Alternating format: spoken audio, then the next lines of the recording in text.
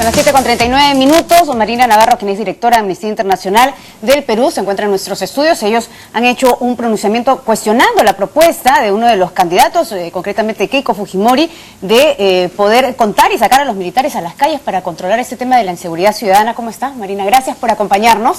Buenos días, muchas gracias. ¿Cómo está? Yo le preguntaba a qué viene este pronunciamiento y en base a qué es que además ustedes están cuestionando esta propuesta, que hay que decirlo también es apoyada por mucha gente que se siente insegura en nuestro país.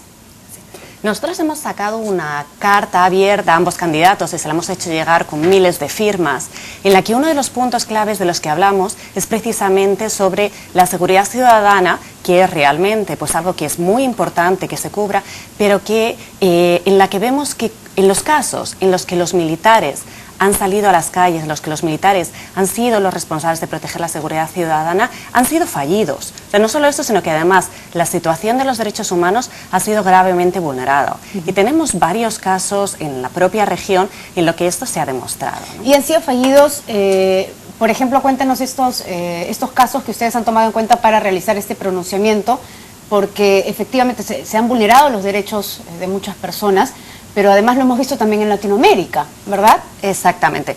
Sin ir muy lejos, o sea, podemos coger el caso de México, un caso con una grave violencia, en la que precisamente esto se ha convertido en la desaparición de 27.000 personas, ¿no? Entonces, vemos que no ha tenido los resultados que se esperaban, no ha sido una mejora de la protección, 27.000 desaparecidos no es algo que realmente se quisiera. Pero podemos coger también casos como el de propio, por ejemplo, ya para ir a una ciudad, el de Río de Janeiro, ¿no?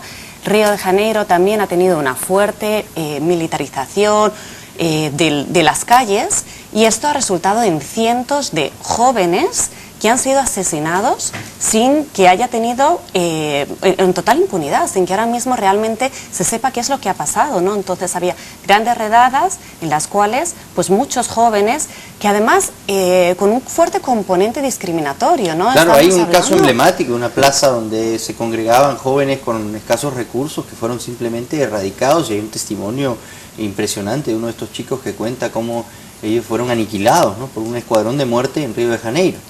Efectivamente, estamos hablando de, normalmente va hacia jóvenes de pocos recursos, también con un fuerte componente racial, ¿no? O sea, normalmente son jóvenes afroamericanos, afrobrasileños, que realmente son los poblaciones empobrecidas también. Efectivamente, estamos hablando sobre todo de poblaciones más empobrecidas.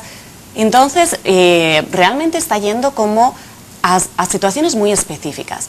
También tenemos, pues, realmente ciertas dudas con respecto a la impunidad que generan, ¿no? O sea, terminan siendo juzgados en justicia militar y en muchos casos ni siquiera terminan siendo juzgados. Y eso también es un problema, porque estamos hablando de impunidad en miles de casos en el caso de México, de cientos de casos en el caso de Río de Janeiro. Entonces es algo realmente que es muy preocupante.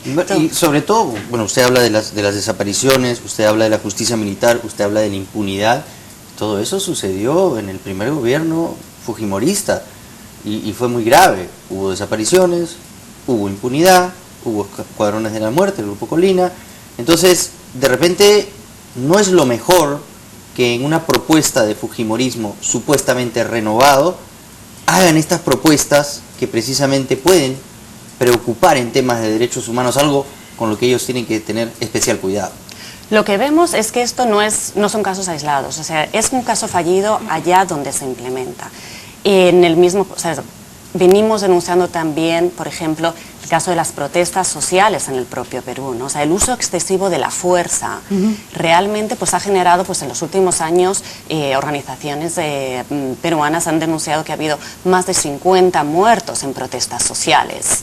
Entonces, 50 muertos y seguimos en una total también impunidad. Esos casos todavía no han sido investigados, es algo que se tiene que mirar. Entonces, tiene que haber realmente un control, un uso, una formación también, que eso es algo que estamos hablando. Las fuerzas militares normalmente no tienen la capacitación, no tienen la formación, no están preparadas, no están, exactamente. Entonces, para la seguridad ciudadana se tiene que encargar a cuerpos especiales que tengan la capacitación, que sepan realmente cómo trabajar en los distintos escenarios que se plantean. Ahora, bajo su experiencia, ¿cómo es que finalmente ocurre esta dinámica entre poblaciones que se controlan con militares? Es decir, muchos señalan que la violencia genera más violencia, ¿verdad? Y que poblaciones que han sido protegidas por militares, pues finalmente tampoco se movilizan de una manera amigable en su propia comunidad, ¿no? Porque hay un temor permanente ahí. ¿Qué es lo que dice la experiencia con respecto a eso? Realmente estamos hablando de situaciones en las que la violencia se incrementa. Hemos mencionado el caso de México, hemos mencionado el caso de Río de Janeiro, pero podríamos mencionar, por ejemplo, el caso de Honduras o el propio El Salvador. Situaciones en las que hay una fuerte militarización de la seguridad pública. Tierra de nadie. Y efectivamente, y estamos hablando de situaciones que son prácticamente las más violentas, no solo de toda la región de las Américas, sino prácticamente las más violentas del mundo, ¿no? Entonces, son graves casos de violencia. Entonces, si realmente lo que se quiere es algo que es totalmente legítimo, que es proteger y controlar la seguridad ciudadana, que aquí se ha desbordado, además, ¿no? Entonces, no, esto no lo estamos negando, esto es algo que es importante. Son los medios los que tenemos que ver. ¿Para qué? Para que en esa protección de la seguridad ciudadana se respeten en todos momentos los derechos humanos. Ahora, ¿qué tal estos puntos medios a los que han tratado de llegar, tanto en ese gobierno como en algunas de las propuestas también de Fuerza Popular, que es, por ejemplo, este estado de emergencia, pero no militarizado en el Callao, donde se suspenden las libertades, bueno, que además se está prolongando ya de una manera que parece ya parece una política, ¿no? Sí, y no parece llegar a ninguna solución concreta porque la violencia continúa, en fin.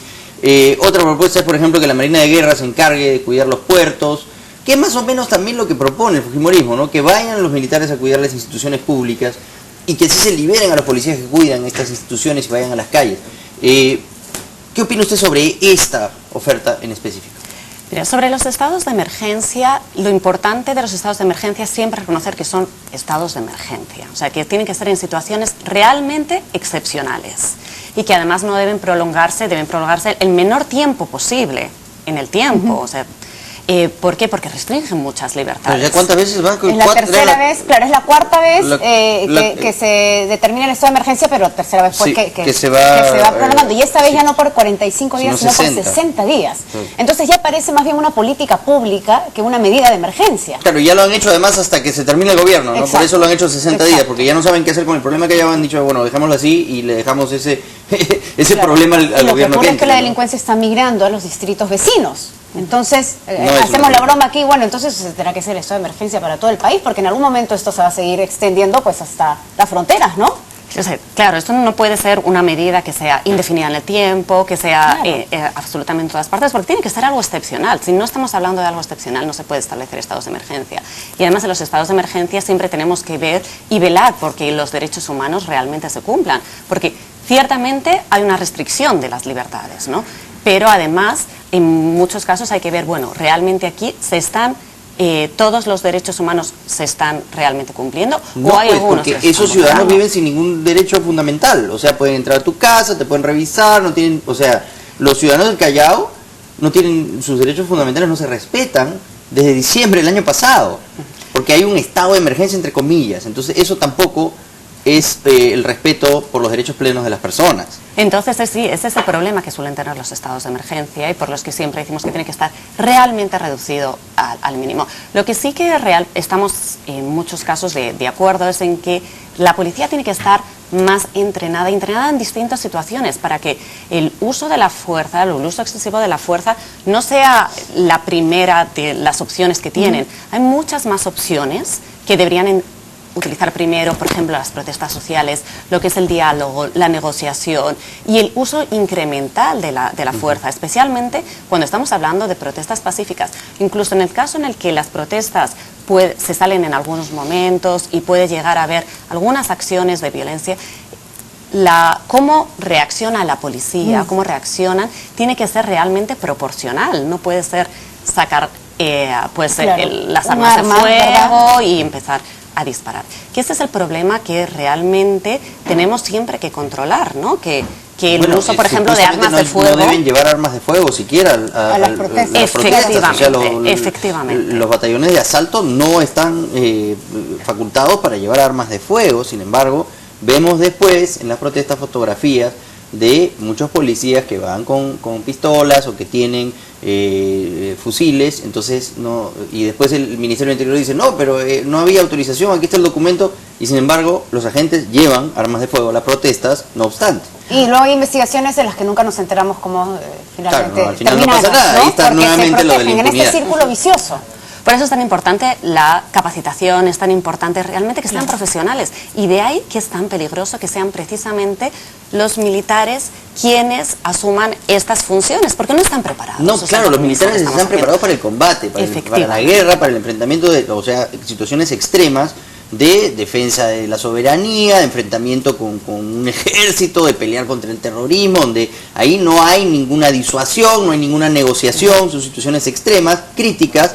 Entonces, ese agente del orden, un soldado entrenado para eso, o sea, la primera reacción que va a tener va a ser una cosa mucho más elemental de supervivencia, y por supuesto que van a ocurrir situaciones lamentables, porque van a empezar a matar a las personas en la calle, y eso va a ser un desastre. Pero, nuevamente, si ellos cumplen una función como de custodiar espacios del Estado importantes, instituciones públicas, el Poder Judicial, el Congreso, bueno, el Congreso ya lo custodian, pero digamos más espacios públicos, y estos ya no los cuida la policía y la policía sale a las calles. ¿Este punto medio le parece a usted que podría ser viable, o también se corre el riesgo de que en este acto de protección se puedan cometer también excesos? Y que se pierda la autoridad, ¿no? Entonces, ¿quién manda ahí? ¿La policía o los militares? También el mensaje que das es que nuestra policía no es capaz de defender al país de la delincuencia, entonces tenemos que sacar a los militares. Ese es un mensaje también peligroso, ¿no? Claro, o sea, volvemos al mismo punto. Entonces, en todo lo que es protección, en todo lo que es relación directa con la ciudadanía, es algo que vemos, además es que lo repito, en una situación tras otra, se aumentan realmente los homicidios. El informe, sacamos ayer el informe sobre la situación de violencia en Río de Janeiro, la cual decía que cerca de un 20% de los homicidios estaban precisamente generados por las propias fuerzas públicas que salían en teoría a combatirlo, y generan cerca del 20% de los propios homicidios. Entonces algo realmente no está funcionando. Claro. No, y además es un trabajo multisectorial, ¿no? Porque también, usted lo señala, de mucha impunidad, nuestro sistema de administración de justicia es débil. Y en ese sentido, pues hay esta sensación de que uno puede ser impune, ¿no? El que delinque, si tiene dinero, puede ser impune. Entonces es un círculo vicioso, ¿no? No solamente sacar militares, es también reforzar el sistema de administración de justicia. Pero bueno, es una tarea de largo aliento, ¿no? Sí, eso realmente es básico. O sea, siempre el reforzar el sistema de justicia tiene que ser básico también en la protección de los derechos humanos. Y estamos hablando de diferentes casos de impunidad. O sea, el culpable tiene que ser llevado ante la justicia a responder ante ella. Pero uno de los aspectos que quería mencionar aquí es que realmente hay que recordar que los militares tienen una justicia diferente. O sea, entonces estamos hablando de que puede haber actos de delitos comunes, o sea, que tendrían que estar tipificados normalmente en el Código Penal, pero que realmente el militar tiene una justicia diferente. Entonces, es algo también a lo que se tiene que tener en cuenta y ver qué pasaría, ¿no?, en esos casos. O sea, qué pasaría si realmente un militar, por ejemplo, pues en el uso excesivo de su fuerza, comete un homicidio. ¿Dónde sería juzgado? ¿Bajo qué condiciones? ¿Cómo sería procesado? Sería complejo, ¿no? Sí. Y muy delicado. Bueno, impresionante esta cifra, ¿no? 20% de los homicidios. ¿En qué año ha sido esto? Estamos hablando, te lo doy ahora mismo para que lo tenga aquí. Este es dato de Brasil, ¿verdad? Este es un dato de Río de Janeiro, es el informe que sacamos ayer. Increíble. Y es el dato del año pasado, creo que es del 2015. Pues esto es una cosa ciertamente alarmante, ¿no? Sí. 20% de los homicidios de las fuerzas públicas. Entonces, realmente sí, eso lo que está pasando no es que estén disminuyendo, ¿no? Realmente, si vemos, por ejemplo... homicidios, 20 son perpetrados por la fuerza pública. En relación, por ejemplo, en Río de Janeiro, vimos que había una disminución de los homicidios en los últimos 10 años, que en el momento que tomaron estas medidas de aumentar, de que, por ejemplo, se militaricen, que la policía tenga Operativos de mayor... ingreso a favelas, ¿no? Efectivamente, todos estos operativos lo que han hecho ha sido un repunte de la violencia. Entonces hay algo que mirar ahí, decir, ¿realmente esta política es la correcta? ¿O esta política, como estamos viendo, es fallida porque realmente genera mayores violaciones de los derechos humanos y mayor violencia? Muy bien, era Marina Navarro, directora de Amnistía Internacional del Perú, haciendo importantes apuntes sobre estas propuestas de candidatos con respecto a la seguridad ciudadana en nuestro país. Gracias por habernos acompañado. Muchísimas gracias a por estar ustedes. aquí. Buenos días, hacemos una pausa y volvemos con más. Esto es de 6 a 9.